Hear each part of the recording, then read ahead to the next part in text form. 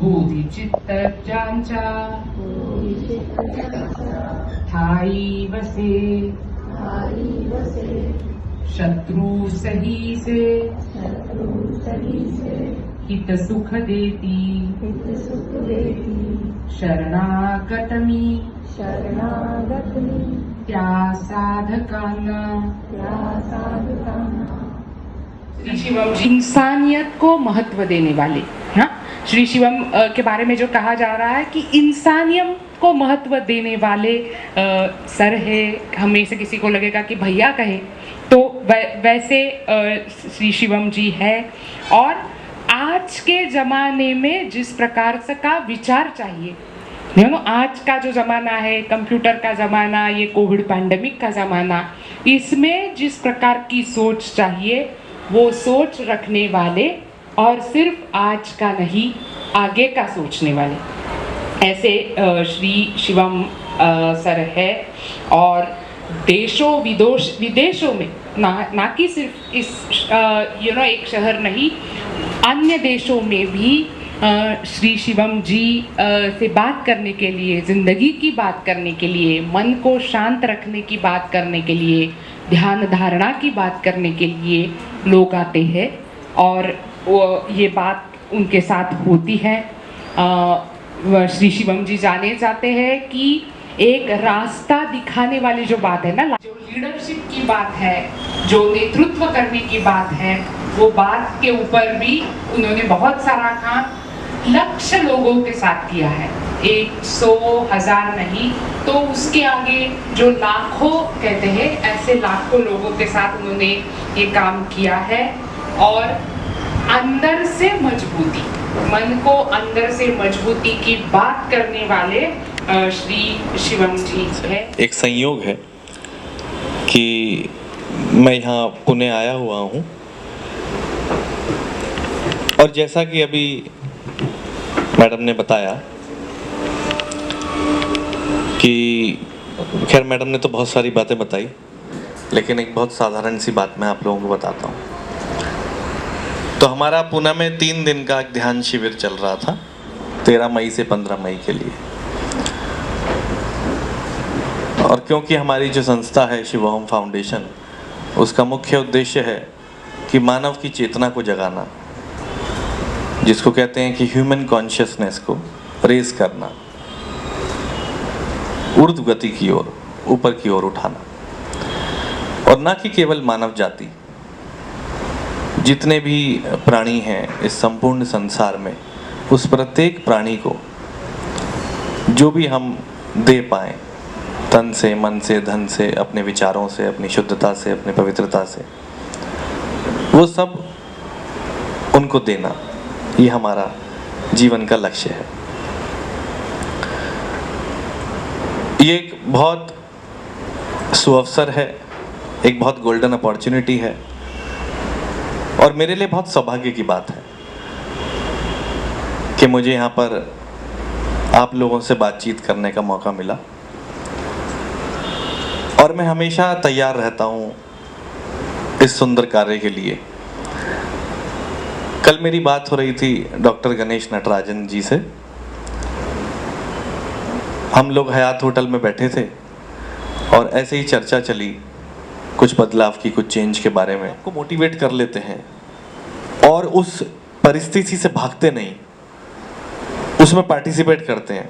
देखिए 2 शब्द हैं हिंदी के, एक है भागना और एक है भाग लेना।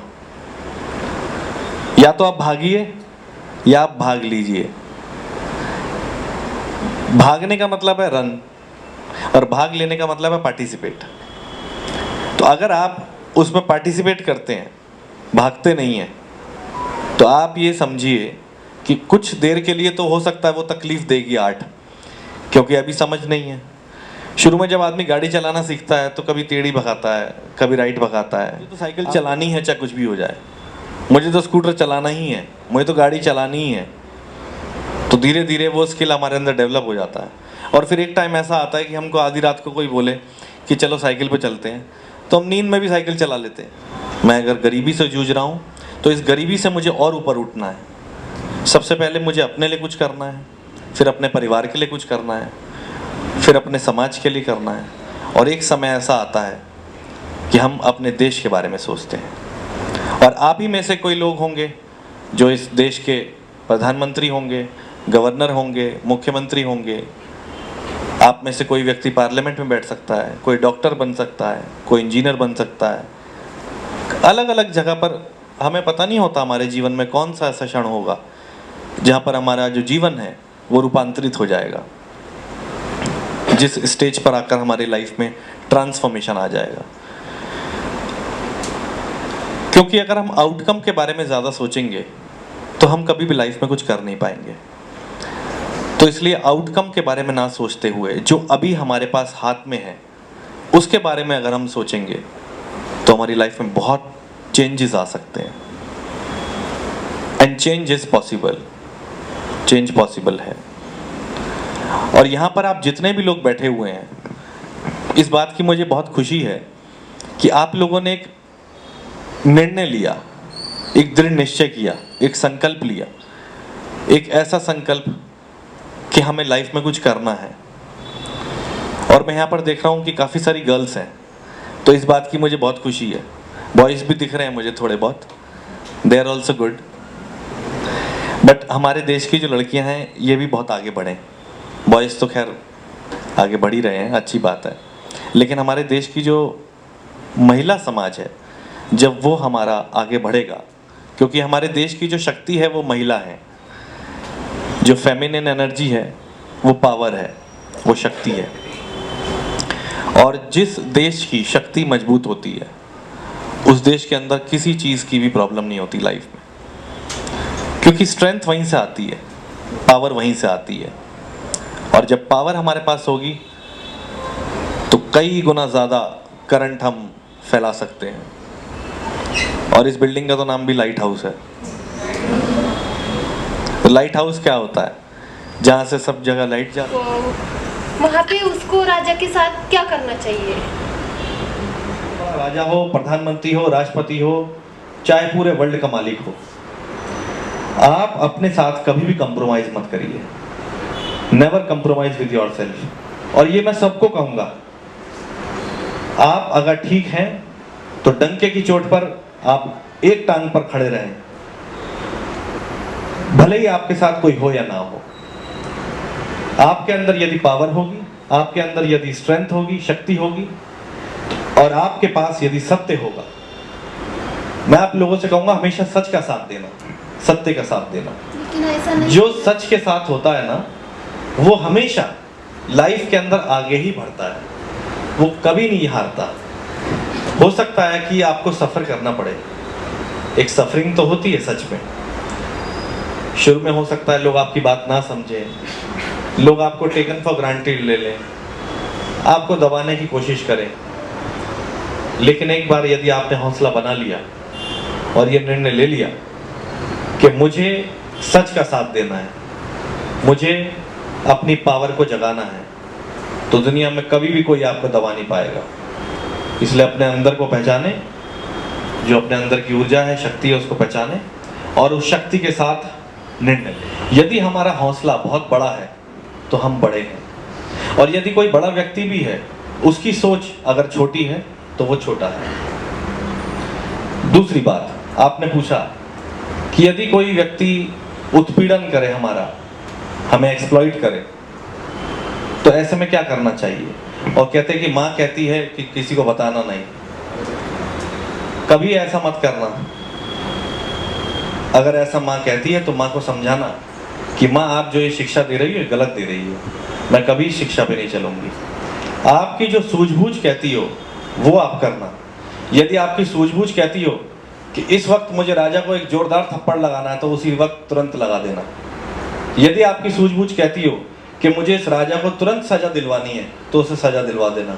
कभी भी अपने आप से कोई भी कंप्रोमाइज मत करना। ये हमें जो अपनी लाइफ मिली है, इस लाइफ को पूरी तरह जीना। यदि आपको अपनी लाइफ के अंदर कोई परेशान करता है, कोई तकलीफ देता है, कोई आपको तकलीफ देकर उस बात को दबाने को बोलता है, कभी मत दबना। और किस बात के लिए दबना है? ऐसा क्या है जिसके लिए आप दबेंगे? क्या कमी है आपके अंदर? आपके भी 2 हाथ हैं, 2 पैर हैं, 2 आंखें हैं, आपको भी लाइफ मिली है, इस परमात्मा ने आपको भी जीवन दिया है, तो क्यों आप कंप्रोमाइज करेंगे अपनी लाइफ से? किसी प्रकार का कोई कंप्रोमाइज अपनी लाइफ से नहीं होना चाहिए। हौसला बढ़ाओ अपना। सर वो लड़की उस राजा को मार सकती है, उसमें इतनी हिम्मत रहती है क्योंकि वो देश पे बहुत प्यार करती है, मतलब उसका बहुत प्रेम रहता है, लेकिन लोग उसको डराते हैं। कभी लोगों से नहीं डरना चाहिए। मैं आपको एग्जांपल देता हूँ। अभी जब युद्ध हुआ यूक्रेन का और रशिया का, यूक्रेन के साथ एक अद्भुत घटना घटी। बहुत छोटा सा देश था, रशिया तो बहुत ताकतवर था उसके सामने। रशिया इतना ताकतवर था कि यूक्रेन कुछ भी नहीं था उसके सामने। लेकिन यूक्रेन की जो आर्मी थी, उस आर्मी के अलावा जो वहां के नागरिक थे, जो रहने वाले लोग थे, जब वो बैटलफील्ड में उतर आए, जब वो युद्ध क्षेत्र में उतर आए, तब रशिया भी घबराने लगा। और वो घबराहट इतनी ज्यादा हो गई कि रशिया भी टेंशन में आ गया। तो लॉकडाउन में ना हमारा ड्रीम का जो विजन होता है वो क्लियर, थोड़ा धुंधला हो जाता है, वो क्लियर नहीं रहता। तो उस विजन को हम फिर से क्लियर कैसे करें? क्योंकि जब हम सपने लेके, जब हमारा हम टीनेजर में थे तो हमारे सपने बहुत बड़े बड़े थे। उसको लेके विजन भी था कि या हम थोड़ा और बड़े होंगे, कुछ ऐसा करेंगे वैसा करेंगे। लेकिन जैसी जैसी लाइफ बढ़ी, स्ट्रगल देखा लाइफ में, तो कहीं ना कहीं वो विजन जो था वो थोड़ा सा धुंधला हो गया। तो उस विजन को फिर से क्लियर कैसे किया जा सकता है?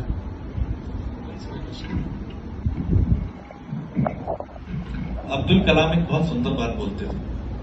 वो कहते थे कि बहुत ऊंचे सपने देखो, बहुत बड़े बड़े सपने देखो, लेकिन सपने रात को मत देखना, दिन में देखना।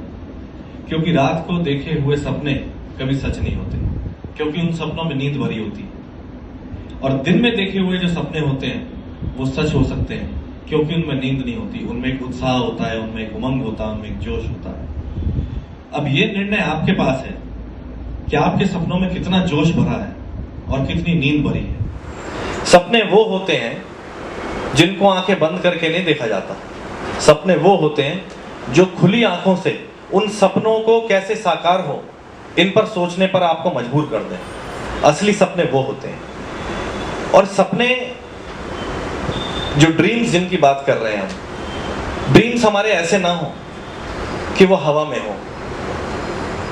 कोई ड्रीम देखता है कि मुझे बहुत बड़ा आदमी बनना है, लेकिन वो कुछ करता नहीं है, वो पूरे दिन सोता रहता है। तो वो बड़ा आदमी तो बन जाएगा, लेकिन वो सोता रहेगा पूरे दिन। सब लोग कहेंगे बहुत बड़ा आदमी है, सोता रहता है।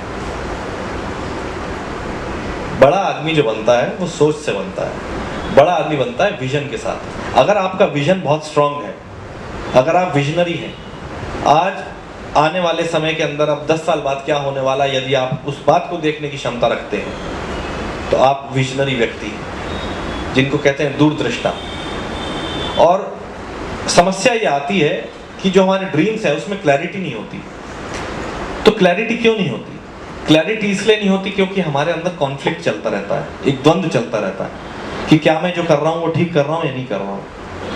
ये अगर मैं ठीक नहीं करूँगा तो मैं गिर जाऊँगा, अगर मैं ऐसा नहीं करूँगा तो कॉन्सिक्वेंसेस ऐसे हो जाएंगे। तो हमारे पास एक क्लैरिटी नहीं है, कंफ्यूजन हमने लाइफ में क्रिएट करी हुई है। जो भी हमारे हाथ में सपना है, अगर उसे साकार करना है तो केवल और केवल हमारा फोकस उस सपने पर हो। कैसे होगा, क्या होगा, ये सब बात की बातें हैं। आप अपनी पूरी शक्ति लगा दें, पूरी ऊर्जा उस पर लगा दें। और मैं इस बात का विश्वास दिलाता हूँ आप लोगों को कि वो आपका सपना 101% साकार होके ही रहेगा। लेकिन बशर्ते आप अपना दिमाग, अपनी ऊर्जा, अपनी बुद्धि किसी और चीज में ना लगाएं। आपको जो चाहिए वो आपके पास चल के आएगा, लेकिन आप उसके लिए कितने तत्पर हैं, कितने पॉजिटिव अप्रोच रखते हैं, आप कितनी मेहनत करते हैं, ये आपके पास है। ये निर्णय आपको लेना होगा। और यदि उस चीज को पाने के लिए आप 10% मेहनत करते हैं तो 90% वो चीज आपको पाने के लिए मेहनत करती है। और जब दोनों तरफ से ये चीजें आगे बढ़ती हैं तो एक समय ऐसा आता है जो आपका दृश्य है, जो ड्रीम है, जो विजन है, वो साकार हो जाता है। और फिर आप जो आपने चाहा है वो आपको लाइफ में मिल जाता है।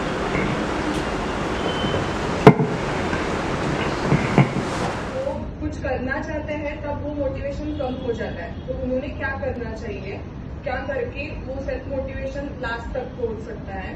तो कुछ इसके ऊपर आप बता सकते हैं? इम्पोर्टेंट बात हम सबको समझ लेनी चाहिए कि हमारी लाइफ में मोटिवेशन कम क्यों होता है। ये एक बहुत बड़ा क्वेश्चन है। लाइफ में हमारे मोटिवेशन कम जब होता है जब हम लाइफ को समझ नहीं पाते। ये ऐसा है, मैं आप लोगों को एक एग्जांपल देता हूं। आप लोगों के यहां पर सिलाई मशीन लगी है। बहुत लोगों के साथ ऐसा हुआ होगा, कह नहीं पाए होंगे। जब शुरू शुरू में आप आए होंगे, 1-2 दिन के बाद आपको लगा होगा कि मुझे नहीं करना। कितने लोग हैं ऐसे जो हंस रहे हैं? वो तो हैं। क्या कारण है इसका जो मन नहीं किया? क्या कारण जो कंप्यूटर देखकर एक घबराहट पैदा हो गई?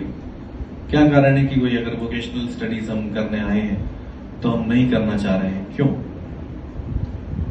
उसका रीजन ये है कि जब भी हम कुछ नया काम करते हैं, कोई बदलाव लाने की कोशिश करते हैं, तो एक समस्या तो आती है हमारी लाइफ में। और उसका रीजन ये है कि अब तक हमने जो अपनी लाइफ जी है, अब तक जो जीवन हमने जिया है, वहां पर हमने कभी उस चीज को अनुभव नहीं किया। और क्योंकि हमने उस चीज को अनुभव नहीं किया, इसलिए मन में एक डर है, एक भय है, एक चिंता है। और एक ऐसी चिंता हमारी लाइफ में है कि ऐसा लगता है कि पता नहीं क्या हो जाएगा, मैं कुछ गलत ना कर बैठूं, ये मेरी लाइफ में कुछ कहां से मुसीबत सी आ गई।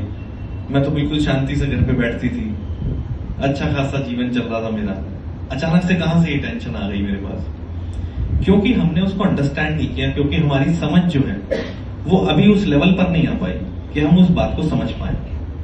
जैसे जैसे हमारी अंडरस्टैंडिंग बढ़ती है, तब हमें पता लगता है कि जो ये स्किल्स हमें सिखाए जा रहे हैं, ये इतने इंपॉर्टेंट है हमारी लाइफ में कि अगर हम इनको अडैप्ट कर लें तो हमारी लाइफ के अंदर कभी भी हमें तकलीफ नहीं आएगी। तकलीफ कैसे नहीं आएगी? जब आपके अंदर टैलेंट होगा, आपकी अच्छी प्लेसमेंट हो सकती है, अच्छी जॉब लग सकती है आपकी। जब आपकी अच्छी जॉब लग सकती है, आप अपने परिवार का निर्वाचन बहुत अच्छे से कर सकते हैं और बहुत अच्छे से अपनी लाइफ को जी सकते हैं। रोजमर्रा की जिंदगी के अंदर जो डे टू डे हमारी लाइफ की छोटी मोटी एसेंशियल चीजें हैं, उनको आप अनुभव कर सकते हैं, एक्सपीरियंस कर सकते हैं। तो आपकी जो पूरी लाइफ है वो पूरी चेंज हो जाती है। अब इस पीछे देखा जाए, चेंज के पीछे क्या है? एक छोटा सा मोटिवेशन। अगर हम अपने आप को मोटिवेट कर लेते हैं और उस परिस्थिति से भागते नहीं, उसमें पार्टिसिपेट करते हैं। देखिए, 2 शब्द हैं हिंदी के, एक है भागना और एक है भाग लेना। या तो आप भागिए या आप भाग लीजिए। भागने का मतलब है रन और भाग लेने का मतलब है पार्टिसिपेट। तो अगर आप उसमें पार्टिसिपेट करते हैं, भागते नहीं हैं, तो आप ये समझिए कि कुछ देर के लिए तो हो सकता है वो तकलीफ देगी आज, क्योंकि अभी समझ नहीं है। शुरू में जब आदमी गाड़ी चलाना सीखता है तो कभी टेढ़ी भगाता है, कभी राइट भगाता है। आप लोगों ने भी साइकिल, स्कूटर सब चलाए हैं। जब शुरू में देखते हैं तो क्या होता है? पैडल मारते हैं, गिर जाते हैं, घुटने पे चोट लगती है, पैर पे चोट लगती है, कभी कभी घर पे लड़ाई भी हो जाती है, किसी के मम्मी पापा मारते भी हैं कि क्या करके आए हो। तो लेकिन जब हमारी लाइफ के अंदर धीरे धीरे धीरे धीरे हम उसमें जुनून पैदा कर लेते हैं, एक पैशन हमारे अंदर आ जाता है कि मुझे तो साइकिल चलानी है, चाहे कुछ भी हो जाए, मुझे तो स्कूटर चलाना ही है, मुझे तो गाड़ी चलानी ही है। तो धीरे धीरे वो स्किल हमारे अंदर डेवलप हो जाता है। और फिर एक टाइम ऐसा आता है कि हमको आधी रात को कोई बोले कि चलो साइकिल पे चलते हैं, तो हम नींद में भी साइकिल चला लेते हैं, क्योंकि वो हमारी लाइफ का हिस्सा हो गया, वो पार्ट हो गया। ऐसा नहीं कि रात को 2 बजे अगर कोई आपको उठाएगा तो आप आधे घंटा बैठ के सोचोगे कि साइकिल कैसे चलानी है, फिर साइकिल चलाओगे, नहीं, क्योंकि वो आपके अंदर पैदा हो चुका है स्किल। और वो पैदा इसलिए हो गया क्योंकि आपने अपने आप को मोटिवेट किया, अपने आप को आपने ऊपर उठाया है। और क्योंकि आपने अपने आप को ऊपर उठा लिया है, इसलिए आपने वो जो छोटी सी तकलीफ थी उसको कॉन्कर कर लिया, उसको जीत लिया है। इसलिए लाइफ के अंदर जो मोटिवेशन है वो हमारे पास ही होता है। बस हमें देखने की जरूरत है कि हम कहां पर स्टैंड कर रहे हैं, हम कौन सी जगह पर खड़े हैं। और जहां पर भी लगे हम थोड़ा सा वीक पड़ रहे हैं, इमीडिएटली हमें अपने अंदर के मोटिवेटर को बाहर ले आना चाहिए, जो कि हमें समझा पाए कि ये हमारी लाइफ के लिए कितना आवश्यक है।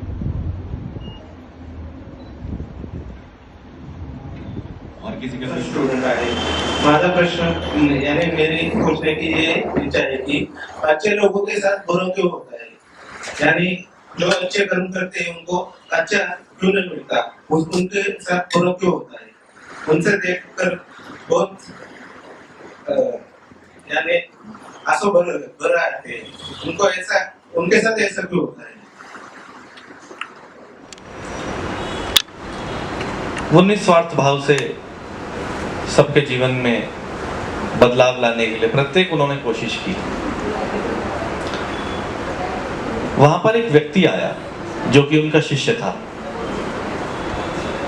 और वो महापुरुष से बोला कि गुरुजी, एक छोटी सी मदद मुझे चाहिए, मुझे अपने घर जाना है, तो आप मुझे बता दीजिए कि मैं कब जाऊं। तो गुरुजी ने कहा ठीक है, तुम परसों अपने घर चले जाना। पर गुरुजी ने पूछा कि तुम घर क्यों जाना चाहते हो, तुम तो काफी समय से यहाँ पर रह रहे हो, क्या कारण है घर जाना चाहते हो? तो उसने कहा कि मेरे घर में मेरी बेटी की शादी है, अब उसकी शादी के बाद मुझे वापस यहीं पे आना है, तो बस मैं उसकी शादी करने के लिए जाना चाहता हूँ। तो गुरुजी ने कहा ठीक है। अब परसों का दिन आ गया, सुबह 5 बजे की उसकी गाड़ी थी, 4 बजे वो पूरा तैयार होकर बैठ गया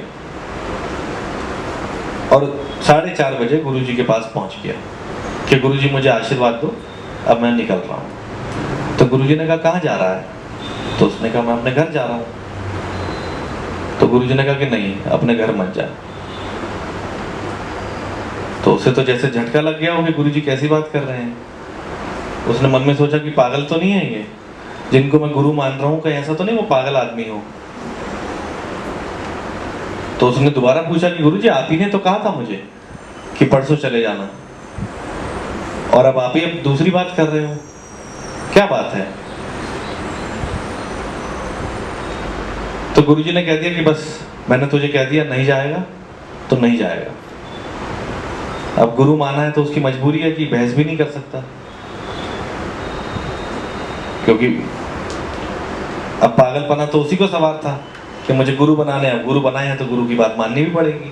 तो खैर अब वो नहीं गया, एक कमरे में रोता रहा बैठकर, और उसने कहा कि मेरे साथ इतना बुरा क्यों हो गया, मैं अपनी बेटी की शादी में मौजूद नहीं हूँ, एक मेरी बेटी है, अगर मैं उसकी शादी में नहीं गया तो मेरे जीवन में कितना बड़ा दुख मेरे पास आ जाएगा, और मैंने यहाँ पर अपने गुरु की इतनी सेवा की, उसके बाद मेरे साथ इन्होंने ऐसा क्यों किया। और उसने भी यही प्रश्न पूछा था कि अच्छे लोगों के साथ बुरा क्यों होता है। अब वो रोता रहा, और बिना खाए पिए भूख प्यास में उसको नींद आ गई। अब अगले दिन जब वो सुबह उठा तो उसने अखबार पढ़ा। अब जब उसने अखबार पढ़ा तो उसका पूरा दिमाग घूम गया, और जानते हैं उस अखबार में क्या लिखा था? उस अखबार में लिखा था कि जिस ट्रेन से वो जाने वाला था उस ट्रेन का एक्सीडेंट हो गया। अब ये कहानी सुनकर, ये पढ़कर वो अपने गुरुजी के चरण में पूरी तरह से लंबा लेट गया और बोला अब मैं कहीं नहीं जाऊंगा, अब मैं आपके चरणों में ही रहूंगा। गुरु ने उसकी गर्दन पकड़ी, जोर से धक्का दिया, बोला ऐसा है, मुझे मेरा फर्ज था बस तुझे बचाना, तेरा मुझसे कोई रिश्ता नहीं है, अब तू जा, मैं किसी से मोह नहीं रखता, कोई लगाव नहीं रखता, तू जा, मेरा काम हो गया, अब जा अपनी जिंदगी जी। कभी कभी हमें जीवन में ऐसा लगता है कि हमारे साथ बहुत गलत हो रहा है, लेकिन हमारे साथ गलत नहीं होता। इस संसार में किसी के साथ भी गलत नहीं होता। पेड़ पौधे, नदी, सरोवर, मनुष्य, पक्षी, जानवर, किसी के साथ कभी गलत, तो इसमें आपका कोई दोष नहीं है। लेकिन यदि आप गरीब मरते हैं तो आप दोषी हैं, क्योंकि जैसा प्रकृति ने हमें बनाया है, जैसा हम पैदा हुए हैं, उसमें तो हम कुछ कर नहीं सकते। वो तो लाइफ इज अ ब्लेसिंग, हम सांस ले रहे हैं, हमारे हाथ पैर ठीक हैं, हम जिंदा हैं, ये सबसे बड़ा आशीर्वाद है। हम खुश हैं, हम कुछ लाइफ में कर रहे हैं, कुछ पर्पस है, कुछ एजेंडा है हमारा, ये सबसे बड़ी खुशी की बात है। और इसी के माध्यम से जब हम आगे बढ़ते रहते हैं तो एक स्टेज आती है हमारी लाइफ में जहाँ पे स्टेबिलिटी आ जाती है, जहाँ परिपक्वता आती है हमारे जीवन में। और जहाँ हमारी लाइफ में स्टेबिलिटी आती है तो हम अपने साथ साथ और बाकी चीज़ों के बारे में सोचने लगते हैं। और उसके लिए हमें अपने जीवन में ऊपर उठना होगा, क्योंकि जितना हम अपने जीवन में ऊपर उठेंगे उतना ही हम जहाँ पर हैं वहाँ से ऊपर उठ पाएंगे। तो यदि अंतरिक्ष की यात्रा करनी हो तो इस पृथ्वी से ऊपर उठना होता है। और जब हम पृथ्वी से ऊपर उठते हैं तो हम अंतरिक्ष में देखते हैं कि जो पृथ्वी है एक छोटा सा गोला है जहाँ पर हम रहते हैं, जहाँ हमारा घर है। लेकिन जब यहाँ पर हम रहते हैं तो इस पृथ्वी को नहीं एक्सपीरियंस कर सकते। हम यहाँ पर बैठे बैठे बराबर वाले कमरे को नहीं देख सकते, तो हम पूरी पृथ्वी को कैसे देख पाएंगे? ऐसे ही हमारा जीवन है। हम अपने जीवन को पूरा जब ही देख पाएंगे जब हम ऊपर उठ पाएंगे।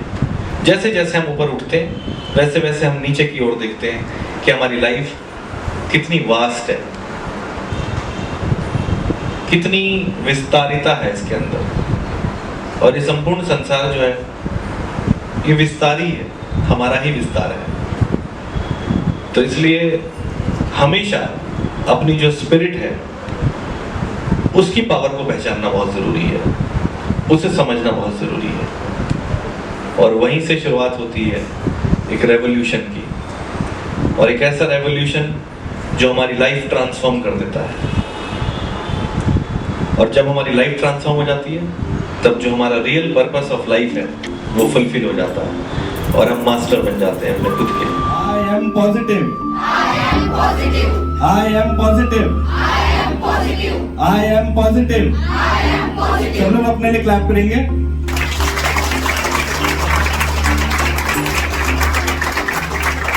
Wonderful, wonderful, wonderful.